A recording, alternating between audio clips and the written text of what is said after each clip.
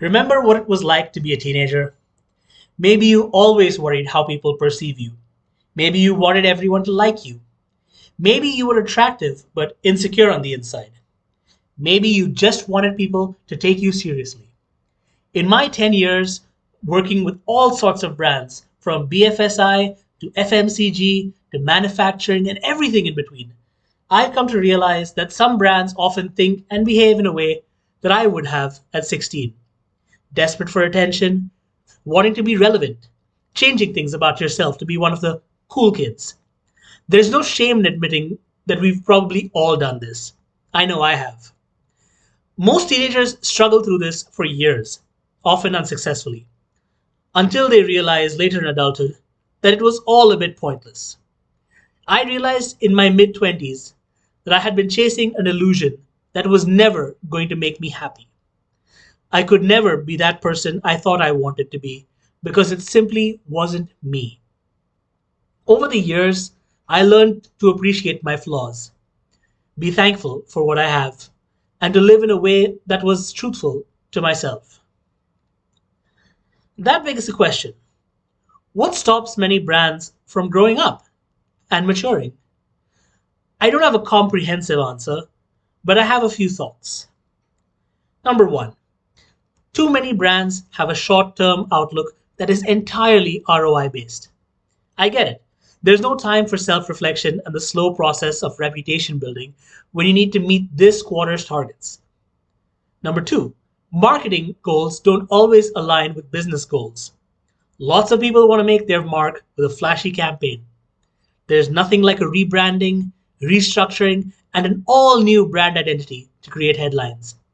But over time, constant attention seeking can dilute your brand's value.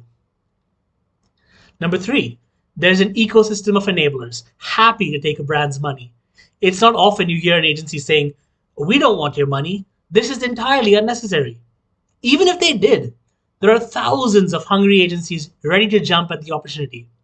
It's not an agency's fault. We're just chasing our own targets. I'd love to get thoughts and inputs from my PR, communications, and marketing friends in the comments. I was lucky to get exposed to many different ways of thinking during my years in the industry. One mentor taught me the importance of building trust. Another inspired me to challenge convention and think independently. Another helped me understand how indispensable good strategy, narratives, and advising are. Another showed me how a good reputation has to be built slowly and organically if it's meant to last. If I had to distill all their wisdom into one piece of advice, it would be to take a long term approach to everything: life, relationships, your career, and the work you do.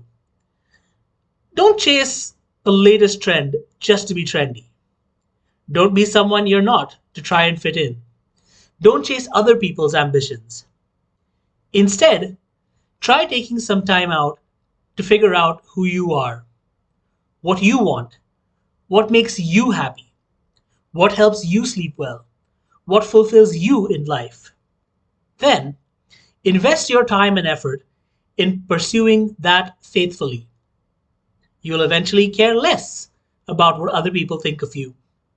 You'll appreciate the people who truly value you and nurture those relationships. You'll build deeper relationships that can weather harsher storms. All this will allow you to live a more authentic life. Once you've made it, there's no need to fake it. This is as true of brands as it is for people. Till next time, stay true to yourself.